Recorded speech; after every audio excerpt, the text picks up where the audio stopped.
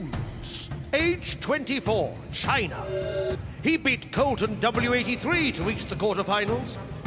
As a pharmacist, it's no wonder Wins knows all about calculating the elixir. But don't be fooled by his cautious reputation.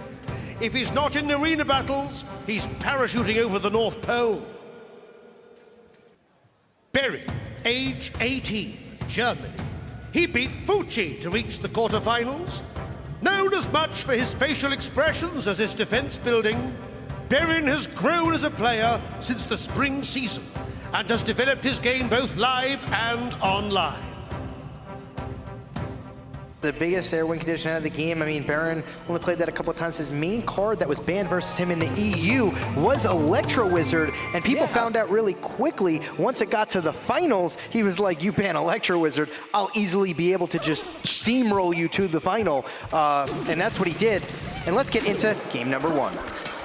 We got Princess coming down the other side. Mini P.E.K.K.A comes down. We'll see what sort of deck this is, but because Mini P.E.K.K.A is making his first appearance in the arena today, it's going to be something we haven't seen before. It looks like a Mini P.E.K.K.A Hog Rider cycle deck. Now the goal of this deck is it's faster than the other Hog Rider decks we've seen today. He's not going to be relying on big stuff necessarily like Mega Knight and like P.E.K.K.A to guard for the Hog Rider. Instead, there's just a constant rotation of Hog Rider threatening, Mini P.E.K.K.A scary. If Mini P.E.K.K.A gets anywhere close to your tower, you have to stop it because just one swing takes away about a third of your tower's health. Yeah, and bringing you back in time, this was actually the deck used to get the first ever 20-win challenge from Azilies. This is the deck that he used, Quick Cycle Hog with Mini P.E.K.K.A, and this Hog Rider for Berin gets off two swings. Inferno Dragon, not really the greatest answer, and Berin has a lot of answers, you know, that are really cheap to deal with it. This is a new deck out of Wins. We haven't seen it yet from him this tournament. I'm wondering what those last two cards are. I expect one of them to be a big tank, but I could be wrong. He might just use Miner, you know, defend with the Inferno Dragon, Night Witch, etc. on defense, and you throw the Miner to tank the tower. But I suspect that one of those last two cards is a Giant or a Golem.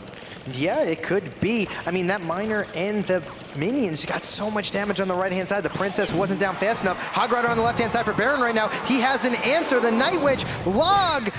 Oh, still gets off a smack with the hammer. And that's 6 elixir, 4 for the Night Witch, 2 for the Log, and you still take an attack. And meanwhile, on the counterattack, Night Witch maybe not doing anything because of the Ice Golem holding it up. Overall, I feel like Berin got the better end of that exchange. He spent same amount of elixir, got damage, and Wins didn't get any on the counterattack. None at all. Here comes a Golem, like you said, on the right-hand side. But there's Bats. There's a Mini P.E.K.K.A. There's a Princess as well. The poison comes down. Hog Rider on the offense for Berin. That's going to take a left-hand side tower. You can't even really defend that. But he does. This Golem doesn't connect to the tower. Whoa, great Log. That Log was insane. It hit the Ice Spirit and the Princess. The Ice Spirit meant to take out the minions, and now the minions lock onto the tower for a little bit more. Princess has to come out to defend, but it might be too little too late as Poison plus the Miner take down Berin's right tower. Berin has 30 seconds to do 591 over on the left, and he's got the tools to do it. Hog Rider's closing in. Ice Spirit resets the Inferno Dragon, allowing a second Hog swing. 63 health left. Just one more Log or a Princess shot will take down that tower and push us into overtime. Yes, no big deal there. Can the Night Witch kill this Mini P.E.K.K.A? Oh, Mini P.E.K.K.A still alive. There's an Inferno Dragon that's really, really healthy, still on the field. Just gets down the Ice Golem in time to clear it out. And we're going into overtime. Great foresight by Berin. He was able to keep his tower relatively healthy. 1850 is significantly less than 2534, but in terms of a defensive player, you have over 1,000 health to deal with, to kind of play with. You can let something hit your tower in order to save elixir if you need to. Hog Rider comes in on the right side and it's about to even up the score. Downside, we're in double elixir time, and in double elixir time, it tends to favor the bigger, heavier deck, and there ain't nothing bigger and heavier than Golem. That's true. 8 elixir and one of the beefiest, actually the beefiest unit in the game, and then it even splits into Golemites to add insult to injury there. Miner getting off a lot of damage on the tower, the poison coming in, and the Mini P.E.K.K.A, which is gonna just go on the counterattack to a King Tower. You don't wanna have to deal with that. Ice Golem and Hog Rider on the right-hand side. Night Witch gonna try to be played on defense. Hog Rider getting off a couple of shots. Incredible offense by Berin there. The Ice Spirit was timed perfectly to jump on the Night Witch just as she spawned her bats. Both bats went down, and that reduced Night Witch to a pretty ineffective defender. Golem comes down in the middle, though, drawing the ire of both towers. It's moving in towards the middle. He did a prediction log that hit nothing, so I'm not sure if the prediction was gonna go for, right? But now Miner's locked on, trying to keep that Golem away from the tower because it's so low, you can't afford to take these hits. Oh, the Mega Minions tower and that's gonna be wins, taking a game 1. We are getting into game number 2 right now. Berin is in red along the top, Wins in blue along the bottom. We'll have to see what decks they bring to this. We are in the middle of the quarterfinals right now in the first ever Clash Royale World Championship. Goblin Barrels coming down, Goblins go to meet them. Hog Riders coming in and the gang is jumping on them. One swing and down. And now we have 2 Spear Goblins on the counterattack looking to throw their spears and try to tie up this damage here on the left side, do a couple hundred damage to Berin's tower to make it even. Yeah, Princess getting off another swing on the tower, or should I say, bow shot, from the arrows from the sky. The flaming arrow attack, and there's Ice Spirit. It freezes the Inferno Dragon, which is the same as a stun, so it's gonna reset the Inferno Dragon back down to low mount. And here comes a big defensive Mega Knight. And that's just gonna clobber that knight, but... Will he turn around? He does! Oh!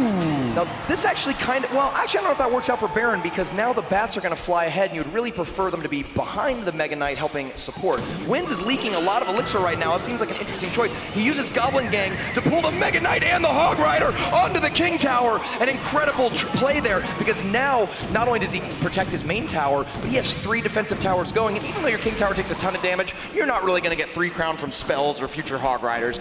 Now, with the King Tower activated, any future Hog Riders can just be tornadoed into the center of the front yard there. All 3 towers will kill it and you'll take no damage.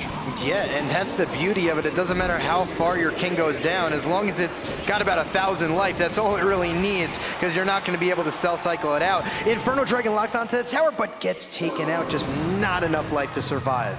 So Wins is playing a Spellbait deck that we actually saw him played in the last round. The only other deck he played besides that P.E.K.K.A. Graveyard deck that we saw. Seemed very impressive with it earlier on, and we'll see if he can deliver him to victory against Berin. He has a little bit of an elixir advantage. You can see that he's keeping the pressure up. The elixir bars are both low on each side, but Wins seems to have a little bit more elixir, and he's troops on the board with every exchange, which is just adding up over time. Oh no, this tornado is going to make this Hog cry face. That's not going to get any damage. And 896, because that Goblin Barrel, he's just out cycling. And when you play versus a bait deck and you don't have the log, you play versus log bait without a log, it's going to do damage every time. That was the most insane Ice Spirit. It landed on the tower just as the Mega Knight came down, freezing the tower and the Mega Knight, giving those Goblins just a few attacks. And when you're down to 377, that's all the difference. Berin is saying good game, but he's kind of a sarcastic, saucy player, so he might not necessarily mean it, but it is going to be a pretty devastating situation. He's got to turn this around in the next 15 seconds.